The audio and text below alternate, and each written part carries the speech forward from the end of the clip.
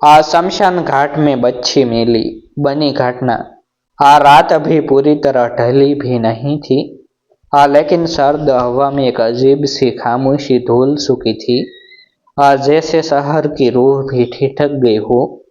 उसी समय शमशान घाट के बाहर का वह पुराना रास्ता, जहाँ दिन में भी लोग कम गुजरते थे, रात में बिल्कुल सुनसान था। वहीं कुछ आवारा कुत्तों की हल्की गुर्राहट और दूर से आती सीता की मंद दरकती लकड़ियों की आवाज के अलावा कुछ भी जीवित होने का एहसास नहीं दे रहा था। उसी रास्ते पर एक छोटी सी गठरी पड़ी थी, जो पहली नजर में किसी फेंके हुए कपड़ों का ढेर लगती थी। लेकिन उस गठरी में हल्का सा कंपन था, इतना हल्का कि हवा भी उसे महसूस कर ले तो चौंक जाए। और उसी कंपन के बीच से एक बहुत ही धीमी सी आवाज बाहर आई, आज जो रोने से ज्यादा जीवन के लिए की गई पहली पुकार जैसी थी। किसी नवजात की आवाज, आज जो कह रही हो कि हाँ मैं हूँ, मुझे बसा लो। उसी समय कुछ राहगीर, जो सीता की अग्नि को प्रणाम कर लौट रही थी, ठिठक गई। एक युवक ने टॉर्च की रोशनी उस गठरी पर डाली। तो रोशनी के भीतर से एक 10 दिन की बच्ची का चेहरा दिखा। छोटा सा, ठंड से सुर्ख, आंखें आधी खुली, जैसे नींद और दर्द के बीच फंसी हो। कपड़े गीले थे, शायद ठंड के ओस से या फिर किसी के आंसुओं से, पता नहीं। लेकिन भीड़ जुट चुकी थी। शमशान के बाहर रात में भी एक तमाशा खड़ा हो गया था। लोग घेरा बनाकर खड़े हो गए। कोई कह रहा था कि किसी ने इसे मरने के लिए यहाँ छोड़ दिया होगा। कोई बोला कि इसे उठाना अशुभ है। कोई बोला कि पुलिस को खबर करो। लेकिन खबर करने और उठाने के बीच जो इंसानी फर्ज की दूरी होती है, उसे कोई भी पार नहीं कर रहा था। लोग वीडियो बना रहे थे, बातें कर रहे थे, तमाशा देख रहे थे।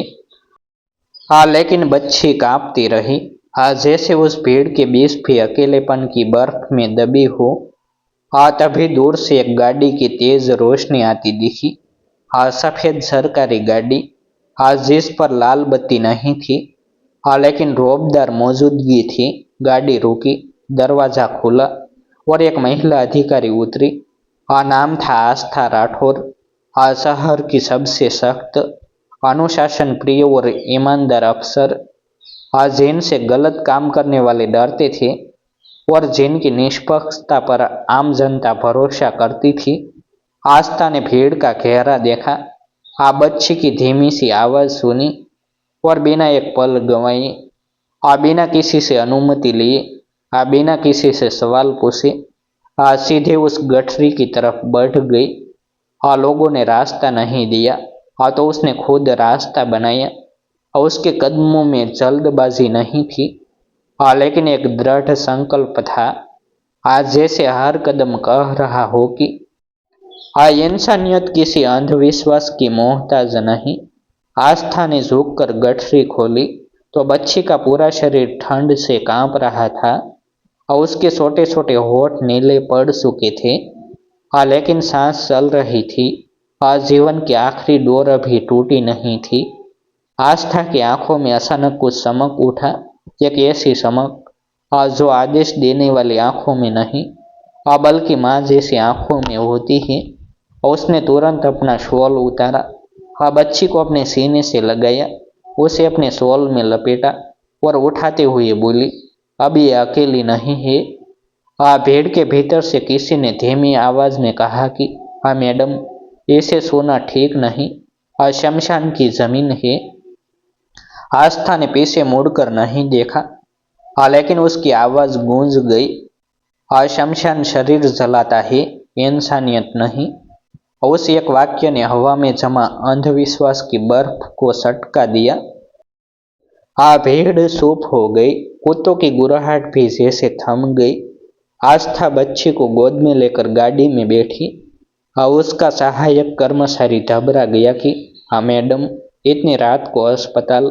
आस्था बोली, रात बड़ी हो या छोटी, फर्ज का सूरज नहीं डूबता। अस्पताल पहुंचते ही आपातकालीन कक्ष में हलचल मच गई।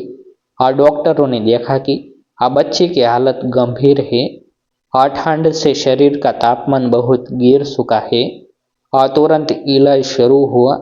गर्म मशीनों की रोशनी, दवाओं की गंध और डॉक्टरों की भागदौड़ के बीच आस्था वहीं खड़ी रही।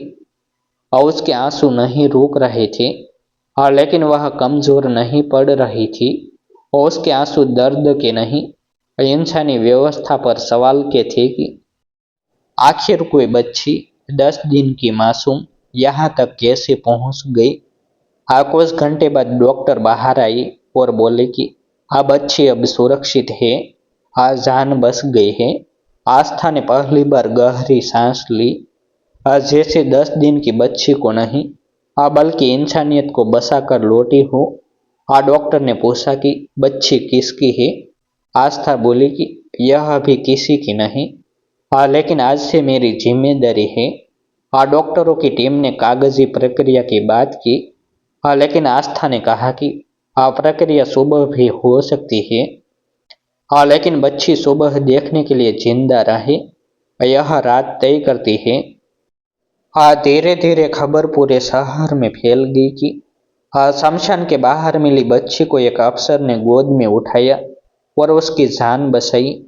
सुबह तक यह कहानी शहर के हर चौराहे, हर चाय की दुकान, हर मंदिर की सीढ़ी, हर घर की दहलीज तक पहुंच गई। लोगों की जुबान पर एक ही बात थी कि एक सख्त अफसर के भीतर ऐसी करुणा भी छुपी थी, आज जिसकी कल्पना किसी ने नहीं की थी। आस्था के पास खुद कोई संतान नहीं थी। उसने पूरा जीवन नौकरी, कर्तव्यों और समाज सेवा में समर्पित कर दिया था। लेकिन बच्ची को गोद में उठाते ही जैसे उसके भीतर सोई हुई मातृत्व की नदी अचानक फूट पड़ी हो। अगले दिन बच्ची को देखने अस्पताल में भीड़ लग गई। लेकिन इस बार तमाशा देखने वाली भीड़ नहीं थी, बल्कि दुआ देने वाली भीड़ थी। लोग कपड़े, खिलौने, दूध, दवाइयाँ, कंबल लेकर आए। कोई बुजुर्ग बोला कि अफसर बिटिया को नया जीवन मिला। किसी ने बच्ची का नाम सुझाया, नियति। किसी ने कहा कि यही नाम ठीक है, क्योंकि नियति ने उसे मौत के द्वार से जीवन की गोद में भेजा है। आस्था ने बच्ची का नाम नियति रखा और आधिकारिक प्रक्रिया शुरू कर दी कि वह उसे कानूनी रूप से अपनी देखरेख में ले सके। प्रशासन में हलचल मच गई, क्योंकि यह आम घटना नहीं थी। एक अफसर किसी अनजान नवजात को गोद लेने की प्रक्रिया शुरू कर रहा था। कुछ वरिष्ठ अधिकारियों ने आस्था को समझाया कि यह बड़ा निर्णय है, सोच लो। आस्था बोली कि सोच निर्णय बदल सकती है, लेकिन रात का वह कंपन में नहीं भूल सकती।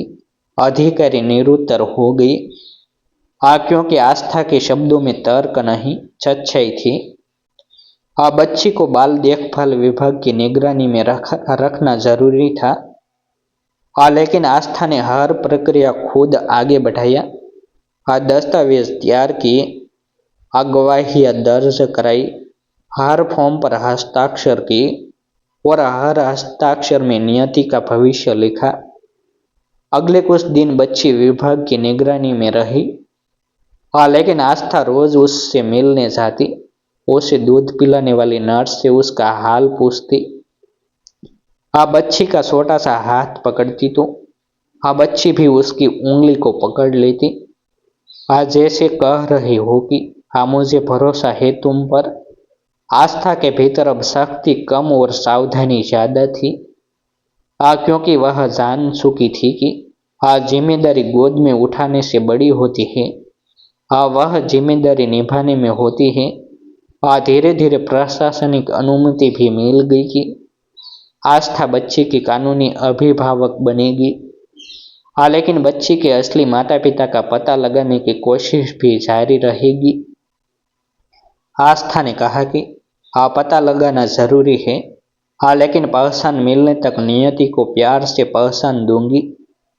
शहर में कुछ लोग अब भी सवाल उठा रहे थे कि अफसर को क्या जरूरत थी अनजान बच्ची को अपनाने की। हाँ, लेकिन ज्यादातर लोग गर्व से कह रहे थे कि हाँ, इंसानियत से बड़ा कोई पद नहीं। आज सोशल माध्यमों पर यह कहानी तेजी से फैल रही थी। हाँ, लोग आस्था को सम्मान दे रहे थे। कोई लिख रहा था कि हाँ, यह देश का असली सेहरा है। हाँ, कोई लिख रहा था कि हाँ, नियति अब अफसर की नहीं, हाँ, पूरे समाज की बेटी है।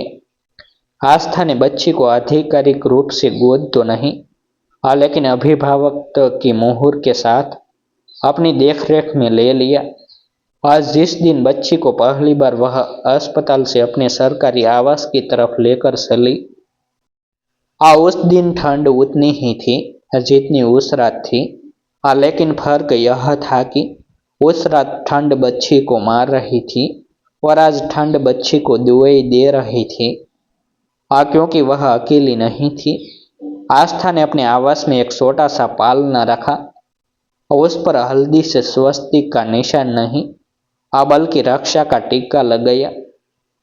क्योंकि वह मानती थी कि शुभ वह नहीं जिसे देखा जाए, बल्कि शुभ वह है जो किया जाए। बच्ची सोती तो आस्था उसके पास बैठकर फाइलें देखती, लेकिन आंखें बार बार पालने की तरफ चली जाती, जैसे फाइलों में भी नियति की सुरक्षा ढूंढ रही हो। शहर में लोग अब नियति की कहानी से प्रेरणा ले रहे थे, लेकिन असल प्रेरणा आस्था थी, जिसने तमाशा देखने वाली भीड़ के बीच मौत की जमीन के पास जमीन की सबसे बड़ी मोहर लगाई थी। मोहर थी अब ये अकेली नहीं है, और यही मोहर भाग एक की समाप्ति पर यह संकेत देती है कि कहानी अभी खत्म नहीं, बल्कि शुरू हुई है। जहाँ नियति के जीवन की शुरुआत आस्था की गोद से होती है और दर्शकों के दिल में इंसानियत की शुरुआत इस कहानी से। जो जितनी देखी जाए उतनी साझा होगी, और जितनी साझा हो उतना नियति का भविष्य उजला और इंसानियत का संदेश गहरा। आस्था राठौर ने नियति को अपनी देखभाल में लेकर उसके जीवन को नई दिशा दी। आज सरकारी आवास में अब फाइलों की खड़खड़ाहट के बीच एक पालने की किलकारी भी गूंजने लगी। नियति धीरे धीरे स्वस्थ होने लगी और उसकी आंखों में चमक और गालों में गुलाबी रंग लौट आया। आस्था ने उसके लिए कानूनी प्रक्रिया पूरी कर अभिभावकत्व प्राप्त किया, और साथ ही पढ़ाई, इलाज और पालन पोषण की पूरी योजना बनाई। विभाग ने भी नियति के असली परिवार की खोज जारी रखी, लेकिन कोई सुराग नहीं मिला। आस्था ने कहा कि जन्म देने वाले का पता न मिले तो क्या, जीवन देने वाला तो मिल गया है। समय बीतता गया। नियति पहली बार मुस्कुराई तो आस्था की आंखें भर आई। शहर के लोग अब उसे अफसर मां कहने लगे। आस्था ने नियति को संस्कार, शिक्षा और आत्मविश्वास दिया। यह कहानी हर उस दिल को जगाती है जो इंसानियत पर भरोसा करता है। नियति का भविष्य अब अंधेरी जमीन से नहीं, बल्कि उम्मीद की गोद से लिखा जा रहा था, और यही उम्मीद हजारों लोगों के लिए प्रेरणा बन गई।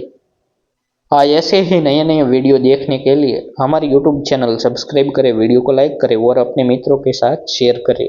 फिर मिलते हैं एक नई स्टोरी के साथ। आभार।